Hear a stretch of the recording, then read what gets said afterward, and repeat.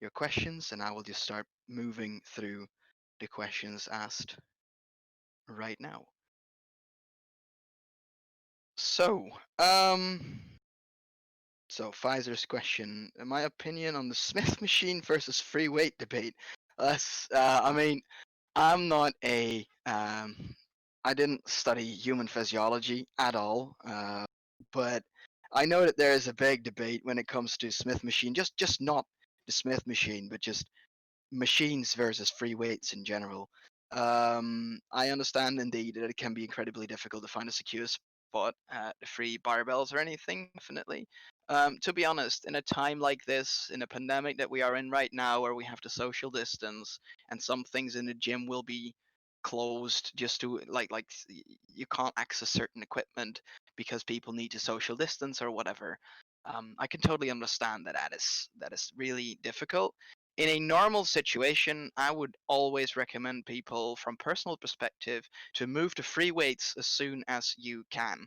Reason behind that is because you have a lot of muscles, a lot of different muscles in your body, um, and it can be very beneficial for you for both stability as well as progress, overall physical performance, aesthetics, not to forget those, and also injury prevention can be of very big interest to you to train all those small muscles as well that would function as a stabilizer when it comes to a free weight. If you're using a machine or something that was pre-stabilized, you don't have this stabilizer impulse. So it could be quite a smart plan to move for free weights as soon as possible. Now, if you are unable to, right, because you're really a beginner, you have trouble controlling an empty barbell or something like that. That is totally fine. We see that a lot with people. Then you can definitely start with the Smith machine just to get a feel for it. You can definitely start with machines just to get your muscles up to strength, just get them used to the impulse that you're giving on them. In a normal situation, I would definitely say free weights over machines if you can handle them. However, in a pandemic situation that we're in right now, I totally recommend people get everything of training in that you can, right? It's more important to keep moving. It's more important to stay in motion if you are you're having difficulties actually training properly as you would normally would, right? So if you're unable to use free weights because of safety reasons or health reasons, please do not feel forced to use free weights just because I'm telling you. Make sure that you can train, but make sure that you can train safely. That's what I would say to it. Woozy, where do I get my research papers? Really use um, one particular source or a few particular sources which are actually just connected to one another. PubMed is a very good place to start. ResearchGate is a great one. If you know a couple of your favorite researchers, I've got a couple favorite researchers, and ResearchGate is really ideal for that because you can actually follow their newest work as well. Um, if you have, of course, reputable sources, that's quite important. If you are connected or studying at a university right now, a lot of universities, especially those that do research, will have access to a lot of different libraries, online libraries and paper magazines, like absolute like, research publishing houses and whatever. Elsevier is a very big one there. I'm really not a big fan of Elsevier, however, because they make way too much money out of the work of someone else. But whatever, that's something political and economical. But that's basically where I get my research papers. A great question. What do I think about game changers? I've spoken about game changers a lot of times. Personally, I think that the Game Changers is a piece of propaganda that is really not doing any good for the actual noble cause that it was aiming to do something good for. Um, the thing is, you can't expect people to convert to something that you are telling them to convert to by demonizing the things that they are doing. That is absolutely not the way. So the Game Changers wasn't really a very fantastic piece. Personally, I think that people indeed should eat less meat. If people have the opportunity, then ditch the um oh, what do you call them? Come on, uh the cows. Yeah, meat from cows, whatever. My English is really failing me right now. Ditch meat from cows because cows have a horrible emission compared to pigs and chicken. If that is something that you would do already, that would definitely be great for the environment at least. If animal well-being is your reason to do so, then then stop eating it at all. But if you want to talk about your you know um, opinion on a sensitive topic like this, making such a extraordinarily biased propaganda piece and calling it a documentary is absolutely the worst thing that you can do. The Game Changers was horrible for that reason alone, but that's just my opinion. There can be many opinions on it, but you asked for mine, so there you go. Arrows, what's the best way to go into a cut? You went to maintenance phase or a week following your bulking phase. So that's basically yeah. So going to a maintenance phase after a bulking phase basically means that you are getting into a plateau, right? So you're just stepping down from being in a surplus, you get in a zero kilocalorie surplus plateau, and then at some point you start moving down again. That is definitely something that I would recommend people doing. Don't jump my 500 surplus kilocalories to a 500 kilocalorie deficit. Um, I mean, some people can handle it. If you can handle it, then fine, totally. But my big concern there is if you have overeaten on a regular basis for multiple months at a time, then I can guarantee you that you will be actually feeling quite hungry. So if you want to prevent feeling hungry, then what you could do, indeed, as Arrows is pointing out here, is going for a maintenance phase, following your bulking phase, and then just move down. Should you do a minus 250 deficit or a minus 500 deficit? That really depends on personal preference. As far as I know, when it comes to that, and you just get your protein in, you get your training in, and you take good care of your macros, and you're not missing out on anything, then going straight for a 500 deficit is quite okay, right? Um, if you feel better just getting a next step down to plateau phase of 2 weeks at minus 250 and then moving down to minus 500, then totally do that. But yeah, it's preference mostly. There can be some reasons to do one thing or the other thing, but they're not as significant as your preference alone. Sustainability is the most important thing here, and you dropping out of a cut because you just get too hungry and you can't function is not exactly going to be beneficial. Real Rick James, do you have any tips on finding a good protein supplement and protein brand for non-whey supplements? Okay, you've come to the conclusion that whey protein supplements cause your acne to act up. So what you would be looking for in that case is a non-dairy based protein supplement. Now, the problem, not really a problem, but the big issue with vegetarian protein sodas usually is taste. And I've heard a lot of people complain about the taste of some. I'm totally certain that there are some vegetarian bros here that can definitely point you towards a vegetarian brand with a good taste. So I would definitely, well, I would like to point to those people to help you find one because I definitely don't have any recommendations when it comes to your taste. When it comes to protein quality, however, if you can find one that has their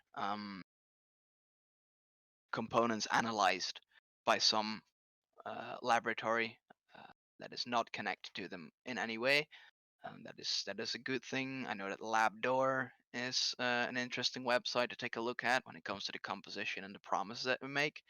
Um, just don't go for the most expensive one. That's usually what I do recommend people, because protein is protein, and uh, of course the purity of it may differ from brand to brand, but it's not guaranteed that a more expensive protein is going to be more beneficial for you or is going to have more effect or going to give you more gains. No, protein is protein. The body doesn't care how much a tub of protein costs. The body doesn't care about anything but the quality of the stuff that you put into it and the quantity, of course. But yeah, in case of supplements, price doesn't immediately dictate quality. Ozones. What's currently the view on saturated and unsaturated fats? A fantastic question. I love this one because I looked into fats a lot. For quite a while, one of them has been seen as bad, the other one is good. I've seen some debates where the claim has been opposed as bullshit. Saturated fats are absolutely considered the wrong type of fat, and that is for multiple reasons. Unsaturated and polyunsaturated fats should make up the bulk of your fat intake on a daily basis. Reason behind that, and I have spoken to a researcher at Uppsala University, Fredrik Rosqvist, and he is a researcher into lipids and lipid metabolism, and he has looked into what overweight people, so people that already were overweight, were over consuming, so that means that they were in a surplus, polyunsaturated fats compared to saturated fatty acids. Now, what they did there, they gave people a 700 kilocalorie surplus in muffins, and those muffins they baked in their own um, kitchen at the university, nutritional and metabolic kitchen. So they knew exactly what was going into them. They knew the exact composition. They knew exactly how many of the other macros were in there. So they could correct results for that. And what they found was an extremely interesting one. Those overfeeding on polyunsaturated fatty acids were showing more of a increase towards the lean mass gain compared to the saturated fats group, who mostly gained adipose tissue or fat mass. So it seems that unsaturated and especially polyunsaturated fatty acids are having a serious effect on metabolism in general. So they have some metabolic signaling, but we just don't know what it is yet. So it's a very interesting topic to talk about. Saturated fatty acids have been connected to a disorder that we call um, non-alcoholic fatty liver disease. Non-alcoholic fatty liver disease basically means, roughly spoken, that you get fat droplets within your liver and liver cell. This actually causes um, oh, I'm sorry. This actually causes insulin resistance for a big part. This paper was actually published in the American Journal of Diabetes researcher thingies. So that is also what was of interest to them because we saw the saturated fatty acid consuming group gain more fat droplets towards their liver than the polyunsaturated fatty acids group, which actually ended up with less of a severe non-alcoholic fatty liver disease values. Um, so I think that we can safely say still that saturated fatty acids have more negative sides than the unsaturated and polyunsaturated fatty acids. So I would definitely recommend you to take that into account when you are compiling your diet for, yeah, the rest of your life basically. Let me have a look here. So fake doc. Okay, question is, if I have much knowledge on Fanconi syndrome and inability to reabsorb amino acids due to lack of amino acid transporters in renal tubules, how would you adapt fitness approach to someone who has this condition? I have no flying clue. I really should look into the Fanconi syndrome and this particular inability and how exactly it functions. It would be very interesting indeed to see where in the metabolic process of amino acids this goes wrong. I'll have you know that the amino acid metabolism of humans is one of the most complex parts of our metabolism because that is basically where a lot of our receptors and cells and cell matrices are made. So, yeah, I really can't answer that question. I'm sorry. Will, what would be a great running routine in your experience? I don't know what you mean with running routine. Basically, like running in the. I believe that there is a lot of people out there that are experienced when it comes to cardio. You can find cardio programs a lot. If you're just starting out running, please just go for 5 kilometers and then see where you're at. Just start it easily. That is all I can say about it. What do I think about behind the neck presses and upright rows? Are they dangerous and unnecessary compared to other exercises? Again, I'm not a human physiologist at all. Behind the neck presses and upright rows, I have no clue, mate. Ask the people that are actually into physiology and know what they're talking about. I don't feel comfortable answering questions like this. I've heard a lot of people say that especially upright rows are not the best um, because you can easily injure yourself. But I really don't know if that is um, how severe that would be. But yeah. Green Ninja, what's the scientific reason why each pound of muscle burns roughly 30 to 50 calories? The scientific reason behind that is respiration, which basically means that your cells are breathing, your cells are alive. That's the reason why you are alive. So, just like you as a human in whole, your cells need to breathe. They need to eat. They need to um, live and renew itself constantly. Muscle cells are very, very active compared to some other cells. Reason why is because they are, for example, responsible for motion. Cells that are responsible for motion automatically have to create a lot of what do you call it? Uh, Kinetic energy, and kinetic energy generation always comes with a lot of energy loss as well in the form of heat, for example. And our muscles generate a lot of kinetic energy. Uh, I could get into the sliding filament theory, but yeah, that's a bit too much, I think, for today.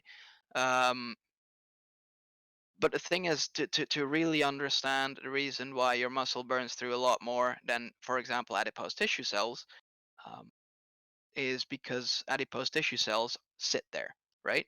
They're still alive. They still have cellular respiration. They still need to renew themselves, right? So they do, even adipose tissue cells burn calories. They burn energy, definitely. But muscles do a lot more than just sitting there and storing things. They also make sure that you can move. So that is the reason why muscle cells burn more than some other cells within our body. Real Break James, I do not hate microbiology. You got me wrong. The thing is, I think that other people really don't like microbiology because nobody cares about micro organisms in general because they can't see them in the first place. I am personally an absolute big fan of using microorganisms to our own benefit. Again, I indulged into a thesis that actually ran way out of hand in trying to achieve a periplasmic expression of a non-native enzyme to this particular um, bacterial strain, which probably doesn't tell you anything. But what I basically did was I figured out a way to exploit the natural available transportation systems within the bacteria, introduce a gene that coded for a new enzyme that the bacteria actually never used before and doesn't even know what it is. But because I introduced a gene, it suddenly could create the enzyme. I attached a tag to it. The tag caused it to be used, or at least to move for the transportation systems, and the transportation systems made sure that the enzyme ended up in the periplasmic region of the bacterial cell.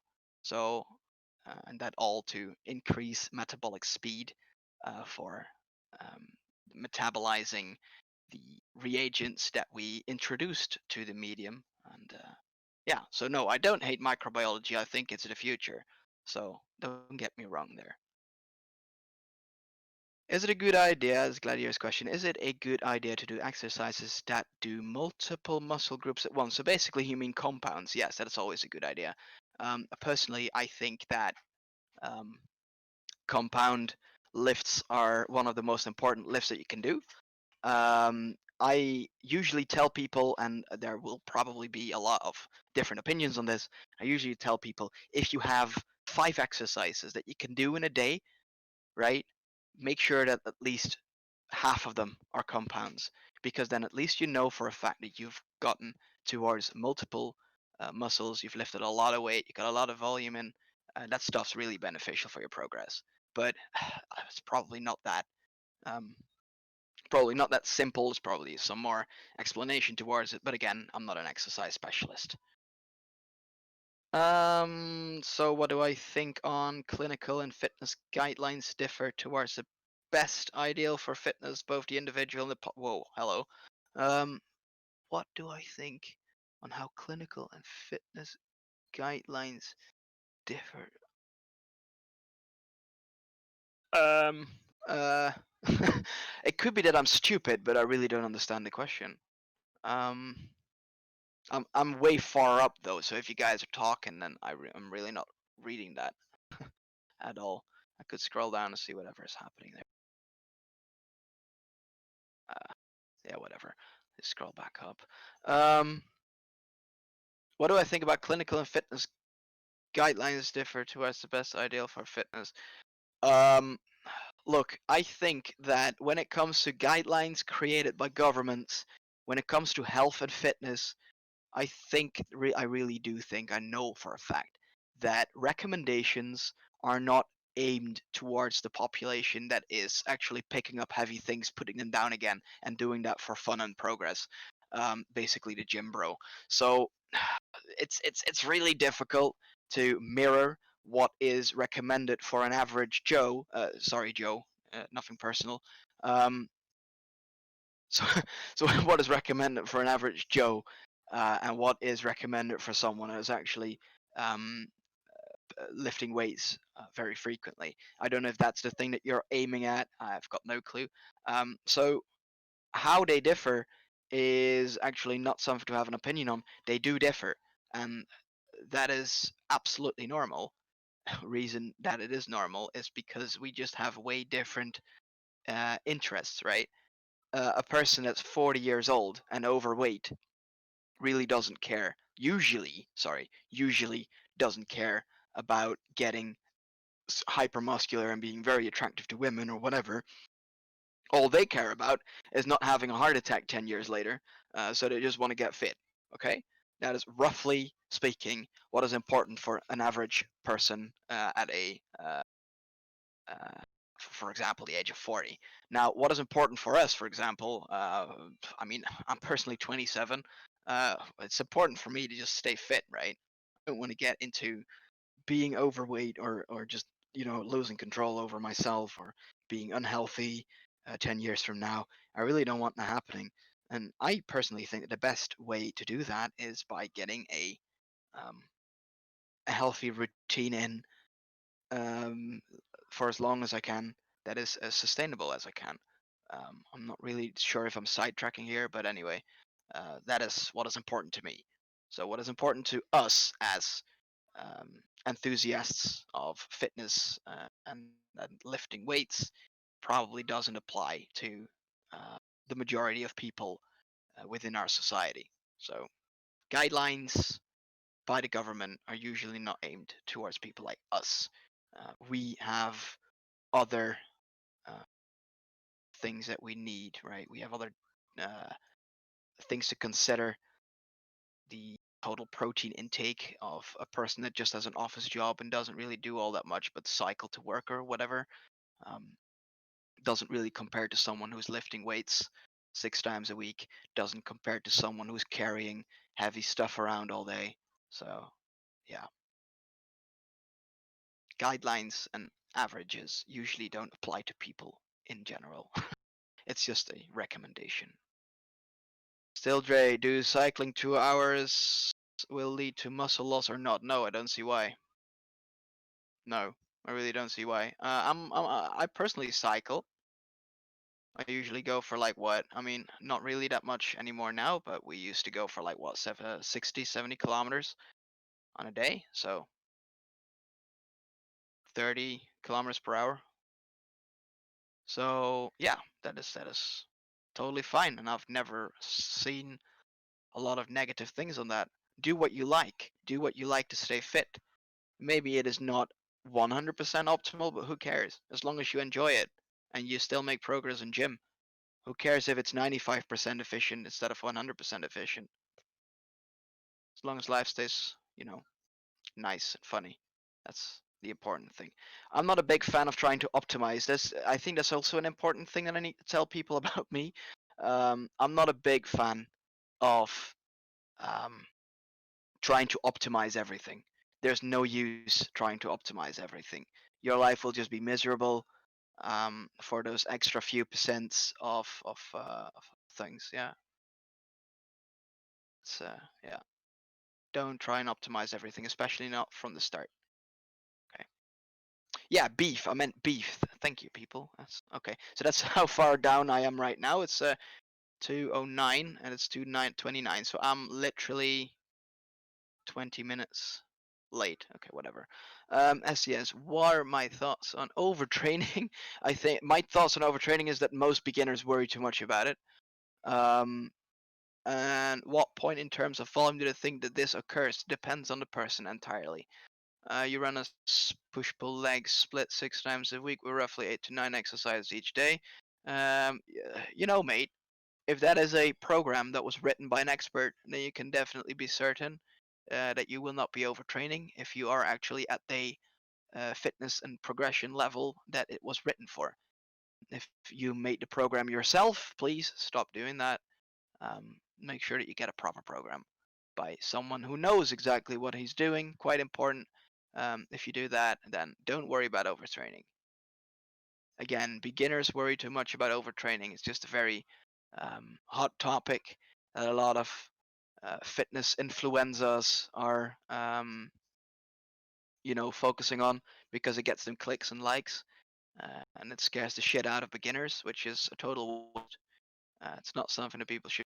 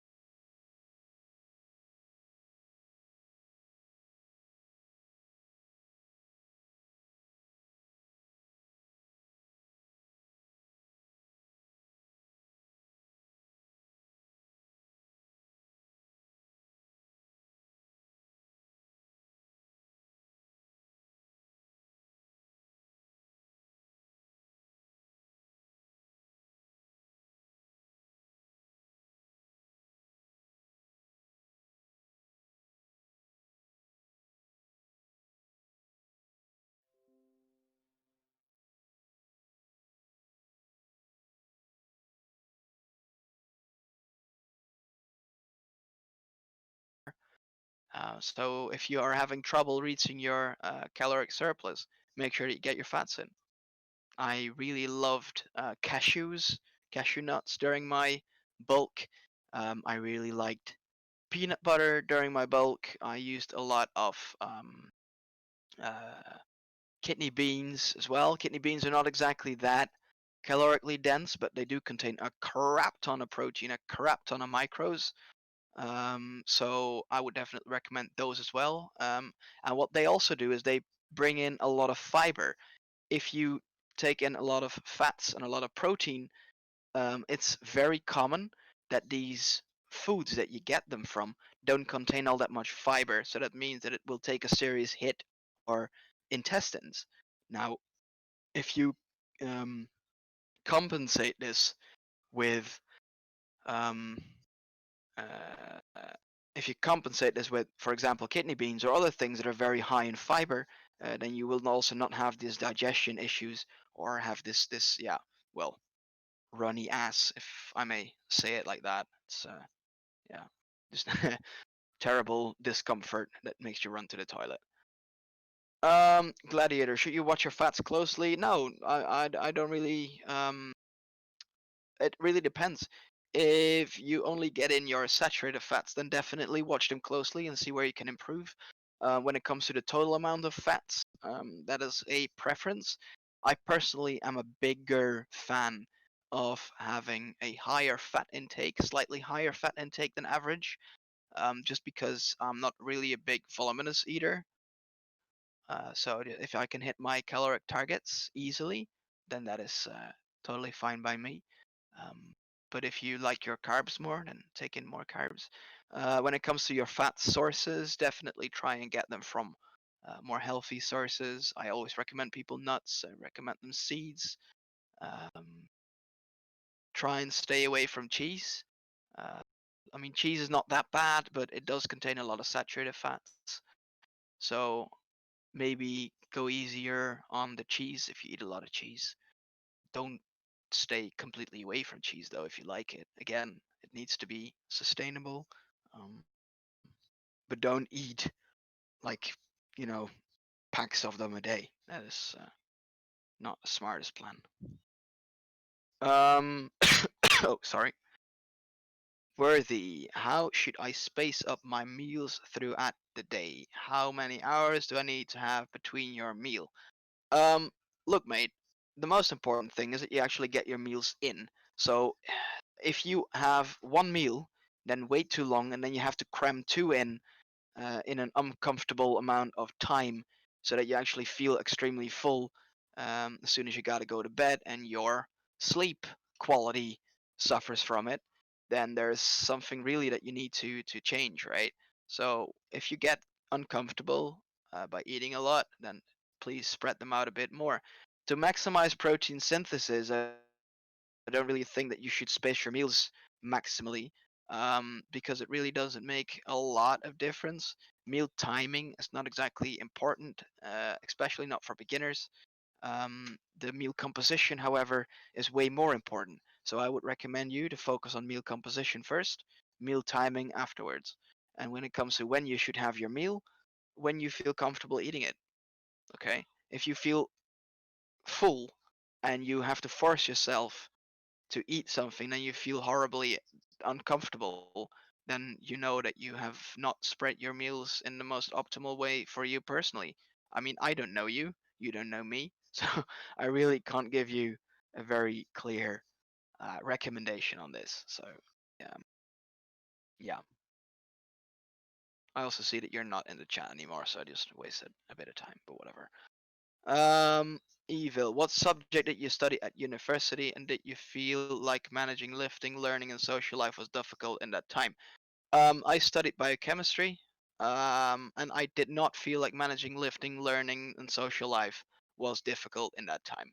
What I did was I either went before my lectures or I went after the lectures. I always made time for that. I didn't stay in the gym for longer than 1 hour, especially not when I was in Sweden. When I was in Sweden, I stayed there for half a year. I ensured that I got um, my sleep right. I went to sleep at 2200 in the evening, through the week, of course. And the weekends it was at a horribly different timing because, of course, you got to go out, you got to have a good time, and you got to get absolutely piss drunk with people and just have the good exchange student life, if you get what I'm saying. But I did manage to get to the gym 6 times a week, um, very early in the morning, like 6 o'clock, 6:30, right before I went to the lab for my experiments and thesis writing. Um, so no, if you don't have enough time in your day, you really should try and get more time in your day by managing your time better. So if you feel like you are having trouble going to the gym, for example, after school because you are tired or you have other things to do, or people ask you to come, hey man, come have a beer with us or anything like that, then go early. Go to the gym the first thing that you do on a day. You won't have any more excuses to not go later on uh, in the day. Personally never struggled with all these things that you name um, at all during my studying time. Of course, it differed when I had exams. With exams, everything goes to shit basically. So not just your uh, lifting and social life, but also your mental health and everything. It all goes down the drain, but whatever. Um, yeah, exams are just something different. Oh yes, hello. How would I build core strength and upper body strength if you're a beginner? For contests, you can barely do 2 push-ups.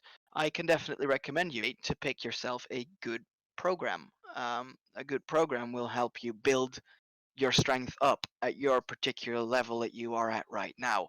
How to build core strength? Just find a program that will get you overall body strength. Um, and that will have you increase your baseline core strength, your baseline amount of push-ups that you can do, and afterwards you can start focusing more on particular weak spots. Right? Beginners always want to know what their weak spots are. Usually, for beginners, in the first 3 years of their lifting years, everything is a weak spot, and they should work on everything.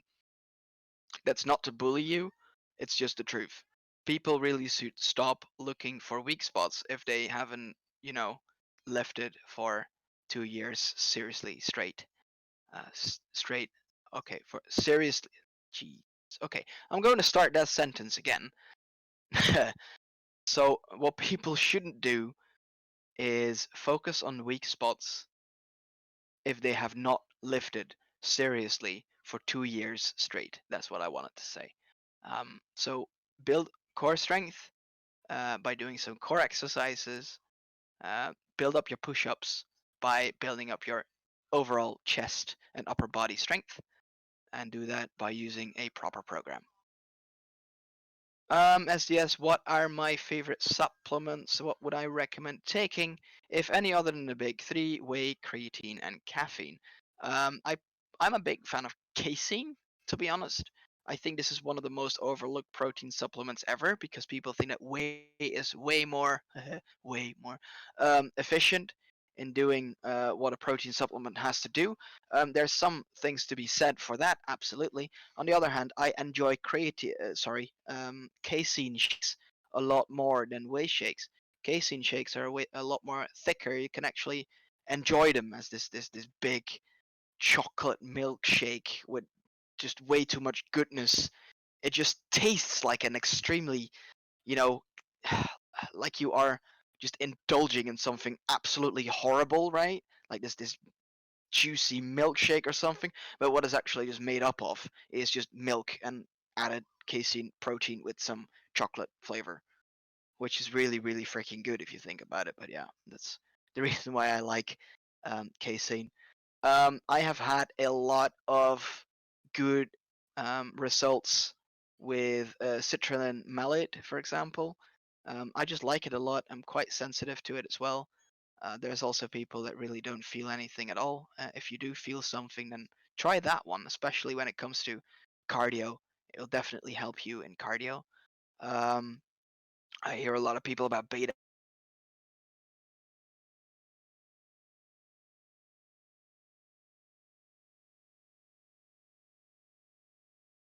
exercises.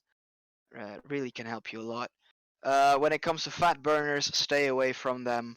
When it comes to testosterone boosters, stay very, very far away from them because they're just a scam. If it comes to all these pre-workout things that just claim to have this one magical ingredient that will just make you progress faster than anyone else, things like that is just absolute bullcrap. You just pay $75 for a tub of 20 servings, and it's an absolute rip-off because it has been proven that just eating normally will probably work better than just taking that particular special magical ingredient on its own. Um, That saying, in my opinion, whey protein, casein, creatine, caffeine, citrulline malate, and beta alanine are quite cheap. If they don't work for you, then it's not really a big of a waste. Um, just ditch them, or just use them up and don't buy them again. Virtual fuse. Duh. Picturefit, really. That is literally the worst question ever, boss. I needed to know. Sorry. Oh, no worries, man. Um, yeah, ask Joe. Joe will know. Joe will definitely know. I'll move on to virtual fuse. Do you have any advice on eating different foods and also not getting bored of eating because you're already getting bored of eating? Usually eat 5 times a day. Should it go down to 3 times a day? Um, my advice on eating different food. Look, what I did in in Sweden, and it's just from talking from a student perspective.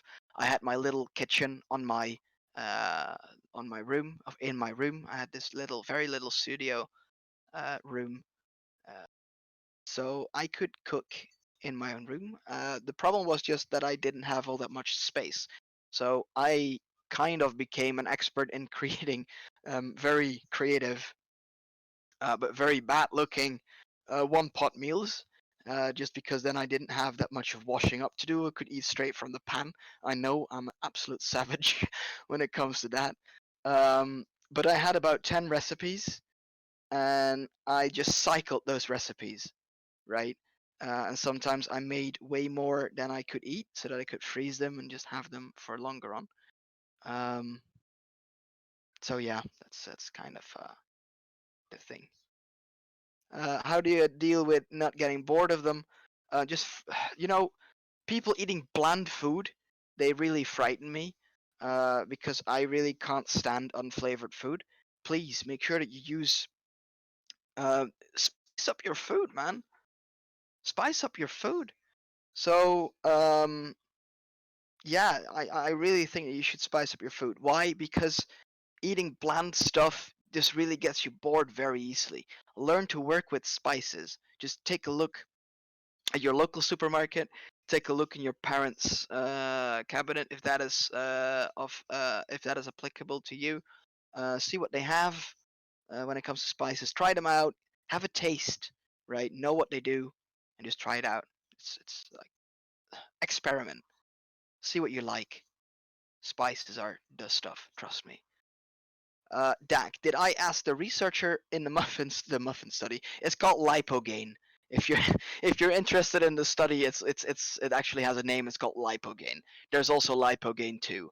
And yes, I did ask him if they had a strict exercise schedule, and they didn't. No, they did not. The only thing that they were interested in was actually what the muffins, right, what the overfeeding of the fatty acids did to their metabolism alone. These people did not have an exercise schedule. However, the review of their activity levels was part of the initial screening. So they did know how active these people were, and it was quite comparable. And they were pretty average to not very active. So that's just um, the ballpark that I got. Um, moving on. Green Ninja, you've heard this mentioned briefly, but some helpfuls. That some people with the right genetics can actually recomp or lose fat while in a small, medium calorie surplus. Um, I don't know if helpfuls told you that it was actually genetics. That would be weird.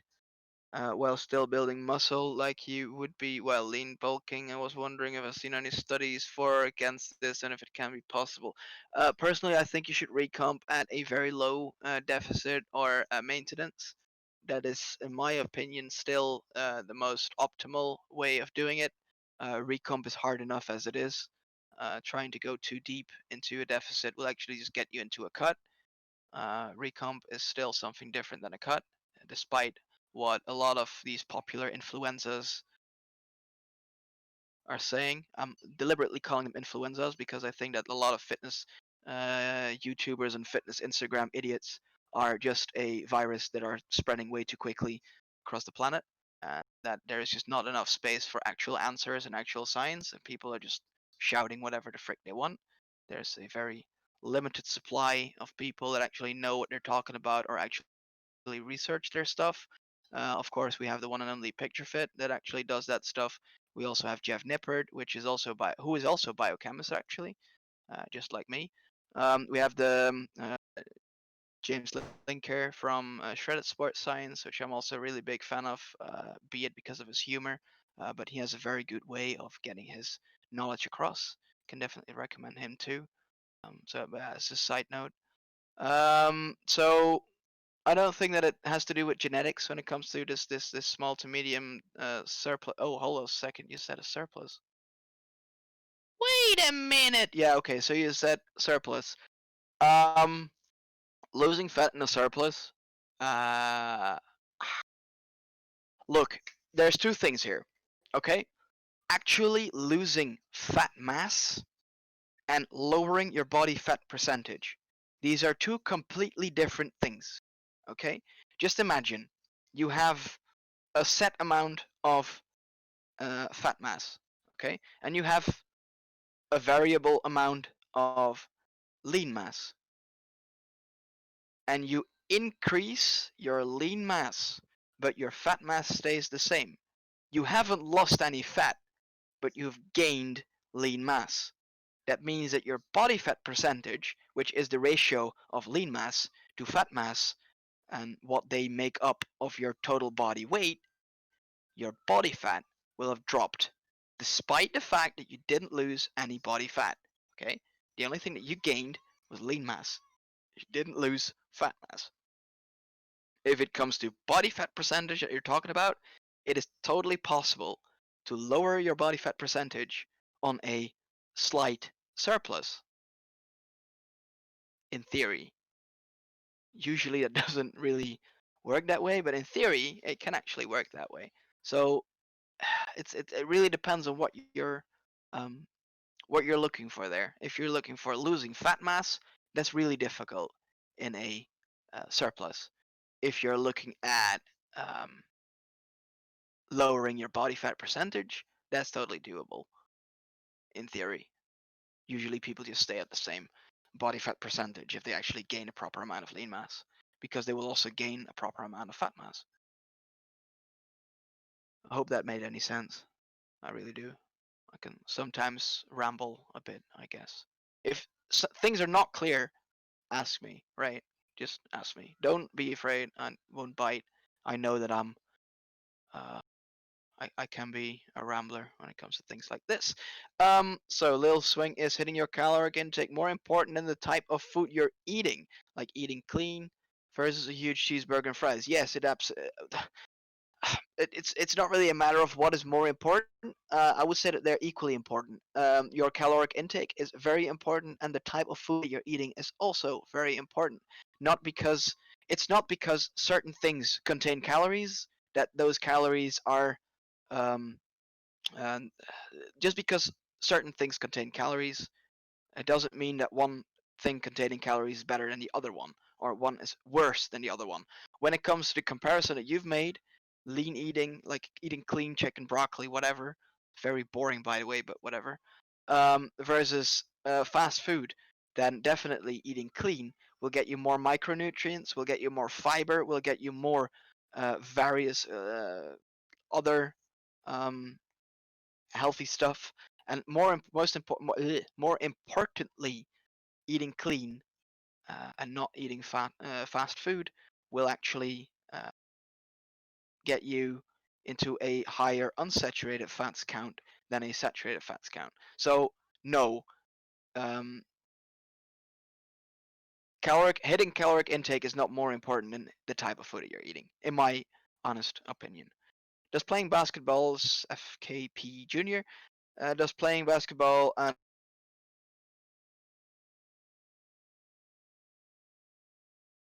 enjoy playing basketball enjoy playing basketball, dude. Don't worry too much about it. Um, just train. I mean, again, enjoy life. You are really sporting a lot. You're probably quite fit.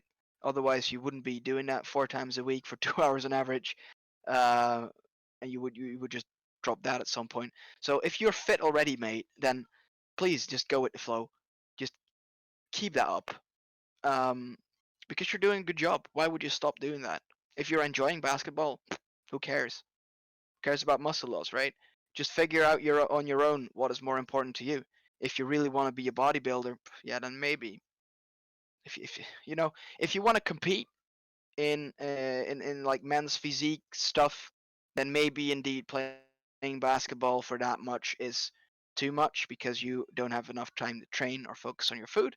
But if the only thing that you want to do is just look good, look fit, right, have some muscle definition, and enjoy your basketball, then why would you change what you're doing right now? Ask yourself what's important to you, what your goals actually are. I think that a lot of people are just trying to do everything at the same time, while you can also combine things. Maybe it's less efficient, but if you're happy with it, and if your life is good, why change? Toasted waffle. Nice. Nice name. So if you started working out, you're trying to understand where to come from. Whoa, trying to understand where to go from here. Okay, can someone just tell me the steps should start taking? Used to play soccer before Corona, and I think I am fit. No longer plays for it. Go for runs decided a haphazardly made a program. Don't make your own programs. Can someone give me a plan of action? Yeah, definitely. Start with finding a good program. Start with finding a good program. That is literally the best tip that I can give you. Is Toasted Waffle even still here? No, he's not. Okay, moving on. Nam, since prawns are low in calories and high in protein, why don't people eat them more? Because they're freaking expensive in certain parts of the world. That's one thing. Um, on the other hand, there's a lot of people that really don't like seafood. Um, that just comes down to what they consider tasty and everything. Um, and some people just don't like the taste. It really, I mean, if you are from a country from the east, for example, I know that seafood is a very big part of the diet, absolutely. But if you're from other ends of the world, for example, the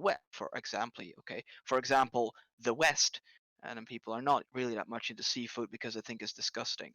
I personally really like seafood, but yeah, I eat a lot of things, to be fair. Um, Gladiator. I eat cheese and milk a lot. It's okay to drink milk. I use it for assay protein to take in, easy protein to take in, I suppose. Yeah, well, mate, dairy is fine, but if you are just drinking milk for easy protein intake, I would definitely recommend you to go to more um, protein dense sources, because just drinking milk for the protein is not exactly the best source. Probably people are going to shoot me for that, but no, I personally don't think it's the best source of protein in that respect, because it has a lot of other stuff with it as well as carbs, fats.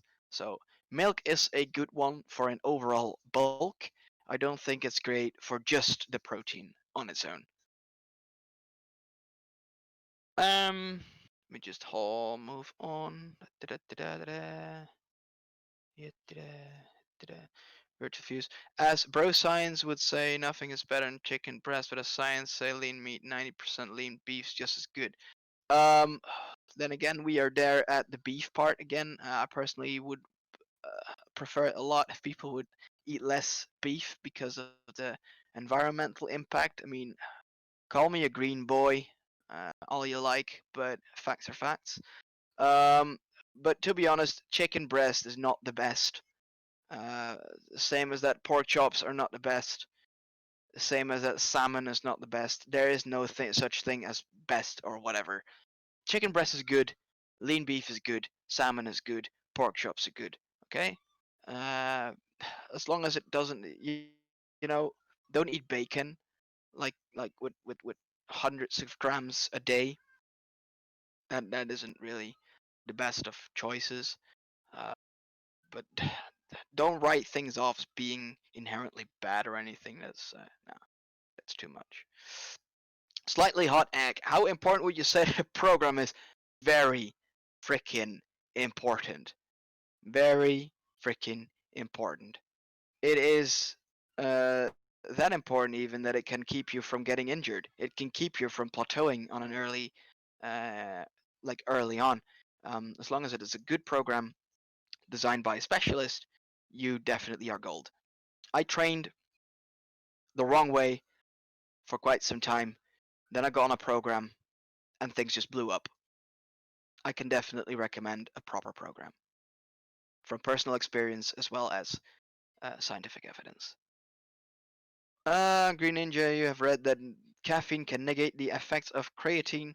The two have creatine and caffeine do have a certain form of interaction. Um, the biggest interaction that they have with one another is that one is a diuretic and the other one has you hold on to water more. So that means that you get dehydrated from both ends. That was at least what the theoretical thing there was. But as long as you make sure that you get your water in on a frequent basis and you get plenty of your water in, then there's nothing to be worried about. Depending on your age, however, if you are like 15, 16, don't overly rely on on caffeine because it shouldn't be necessary anymore. If you're a university student and you're not taking caffeine, I don't understand what you're doing. If you're a university student and you are able to survive without caffeine, please text me your secrets. I really want to know. Um, Yes, it's my pleasure, Virtual Fuse. Yeah, this is my pleasure for the answers. Evil, thoughts on fresh versus frozen food? Great question. A lot of people think that fresh foods are better than frozen foods. However, what if I told you that a lot of fish that you eat, um, that you get from a fishmonger, for example, is fresh, definitely, but it's been dead for a couple days? While, for example, if you get frozen cod from the deep freezer um, in the supermarket, that cod has been caught from the sea. Usually, it has been immediately processed. They cut it up in bite-sized pieces and they freeze it. In theory, the freezing stalls the aging process. So I don't think that frozen foods are worse or better than fresh foods, because freezing things can definitely um, hurt the quality of the texture of the food that you're eating, and it can dehydrate it quite quickly because that is just the principle of freezing something. But when it comes to the nutritional side of things, doesn't really make all that much of a difference. And I would even say that frozen fruits, for example, and frozen vegetables are actually slightly better when it comes to the nutritional content than their fresh counterparts. But that is just because I I had this course on food conservation, and let's just say that a lot of things that I learned there contradicted what I thought in the first instance.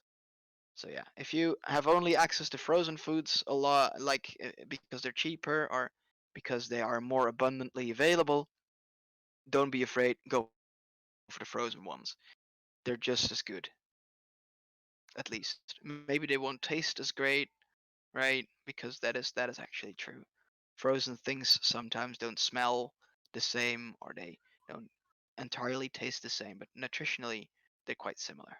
Relax. Any advice on overcoming body dysmorphia is a very good question.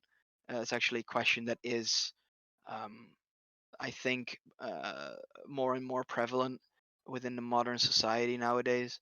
Yeah, I do have some advice on overcoming it, but I'm not a psychologist, I'm not a psychiatrist. Um, but I think that it is very important to people to start looking at things from a different perspective. Um, and I know that's easier said than done. I struggled with a lot of yeah, psychological things myself in the past couple of years. I've actually ever since I was 12. I'm 27 now. and I'm way better now than I was before. But still, I think I can definitely give some advice when it comes to psychological well-being. If you have a low overcoming body dysmorphia usually comes together with some form of low self-esteem. If people, and this is also something that I tell a lot of people a lot of times, just imagine that you're, I mean, yeah, don't hate me for this particular example, people, but I'm going to do it anyway. Just imagine that you are a 16-year-old kid. You're overweight towards obese, and you really want to start losing weight. You really want to start getting fit again because you feel like people are watching you, like people are judging you. You feel like whatever, okay? I can definitely understand that there's a lot of people feeling like that. Now, if you do feel like that and you go out for a run, then you probably feel like people are watching you, people are judging you, people are thinking like, oh, look at this big dude, this fat dude just running. Like, what the hell is he trying to accomplish, right? People usually don't care. From my experience, people don't care. It's usually people just telling it to themselves, and you are working towards being a better you.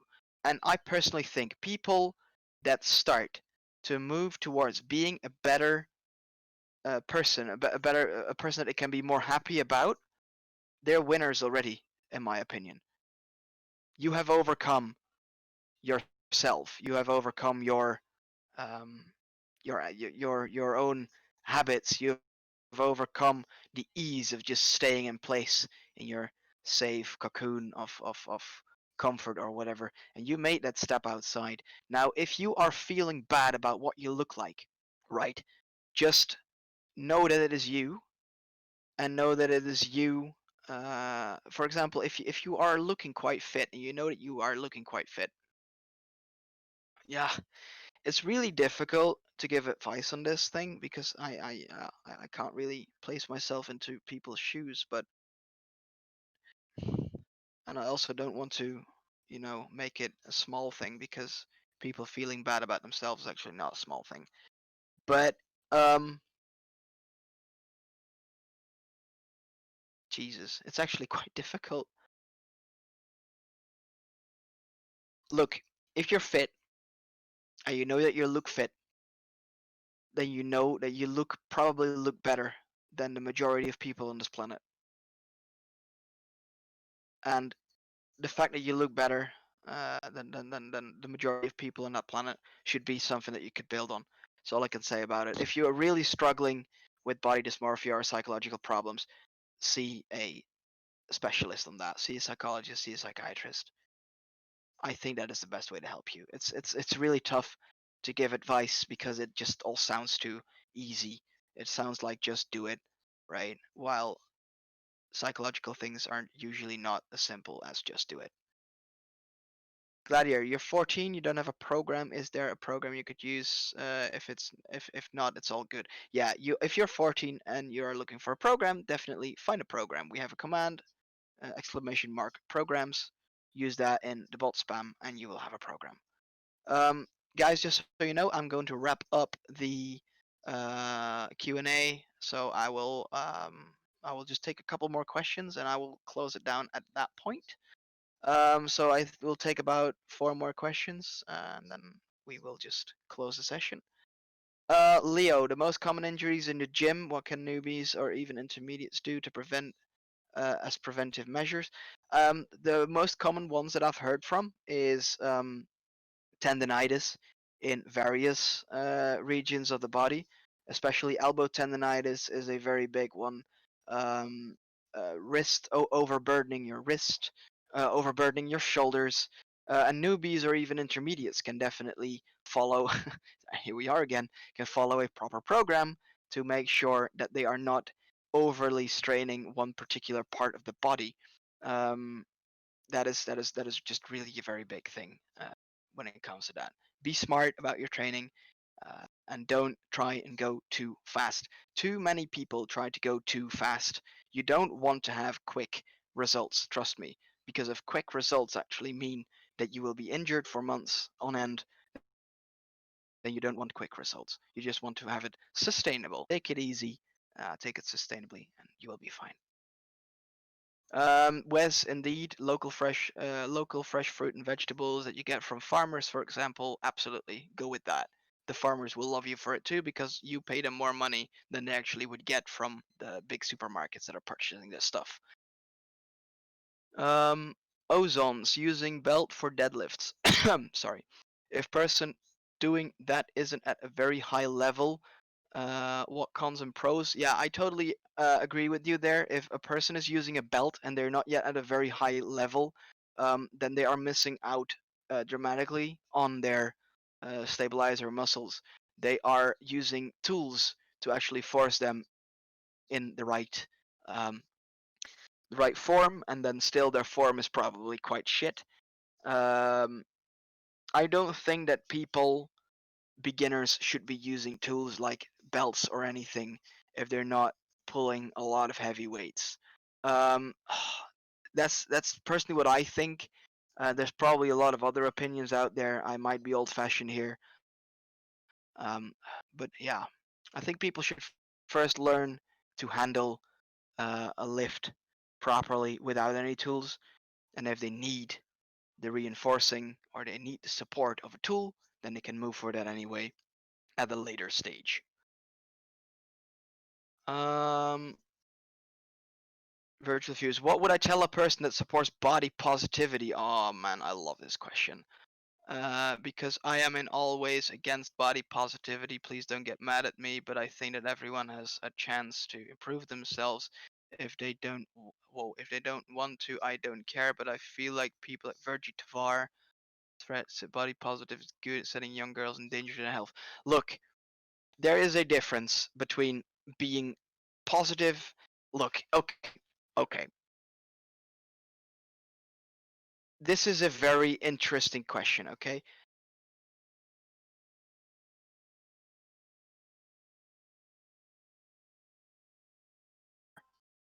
What I've told people is that they should be happy with the progress that they make, right? It doesn't have to be on a top tier level. As long as you're happy with yourself, it's fine. That's what I've been saying. Absolutely. But what I actually mean to say is if you are at a healthy weight, if you are living a healthy lifestyle, if you are um yeah, I mean those two things are the important ones here. That is that is totally fine. If you're happy at that point, fine. Absolutely. But body positivity, and I mean Alan said it, there's a difference between body positivity and promoting obesity. If someone is promoting obesity, like, yeah, girl, you know, I mean, it's such a freaking horrible thing to say this about. Ah, God, I, ah, there is too much negativity in the world. Okay, that's what I'm going to say. There is too much negativity in the world. People should be more happy with who they are and what they are. But if you are fat, if you are unhealthily fat, if you are obese, if you are struggling with health issues, and someone's telling you, yeah, girl, you're fine, right? Just stay this way, you're beautiful, and things like that, that is not in the best of interest of the person, now is it? Because they will not buy it at all. These people support body positivity. It's freaking crazy. Um, Yeah, sorry that I mean I don't want to talk. I don't want to smack talk big people, right? I don't want to no. That's really not what I want to do. But why are people asking me such difficult questions? I love it on one hand, but on the other hand, I really need to spend too much time formulating my words. Um I think it's bullshit. Promoting obesity is ridiculous. It's dangerous. It's unhealthy. It is totally contradicting what we stand for within the fitness community. That is what it is. It is contradicting everything that health, fitness, and everything is yeah, yeah. People that promote obesity are scum. I'm just going to say it. They're scum. They're the worst kind, and they should be taken off YouTube. They should be taken off Instagram. Body positivity is fine. Promoting people to get unhealthily big and heavy is not fine. I'm going to leave it at that. Yes, I'm going to leave it at that. That is my definitive answer. She's scum. Um, where could you find a slightly hot egg? Your question has been answered already. That is what I see. That's good. It doesn't cost too much because they're free, and they really work very well. If you are more advanced, I can point you towards PH80. I ran that myself, and I am absolutely over the moon with the results that it gave me. And the last question I will answer is from Percio, because after that I will need to go into a very cozy meeting. Is going to the gym 2 to 3 times a week enough to see good results alongside healthy eating, etc.? Depends on your program, but usually for most people, 2 to 3 times a week is enough, especially if you do a full body workout. People, I am going to close this session. I really enjoyed your presence. Um, Sorry for the for the long waits for some questions because I really had to look for words and ways to formulate. Um, so I hope that wasn't too bothering to people. But I really do like the fact that some people actually try and drag me out of my comfort zone being politically correct all the time because I really try my hardest, even though I'm yeah not as often as politically correct as I pretend to be, because I'm usually way more direct in my wording. But anyway, thank you for sticking with me for over an hour now. Thank you for listening to my voice as well. Hope you didn't get tired of it. I hope your questions were answered. If they weren't, take them to the fitness advice channels. Feel free to tag me on the server, whatever the hell you want to ask questions. If you just want to ask how I am, just you can do that as well. Um, yeah, stay happy, stay healthy. Don't get obese. Don't listen to that Tovar girl. Stay positive, but not too positive. Stay realistic. Don't get COVID. Eat your greens. Um, yeah, and don't do drugs. Guys, thank you so much. Signing off. Ciao.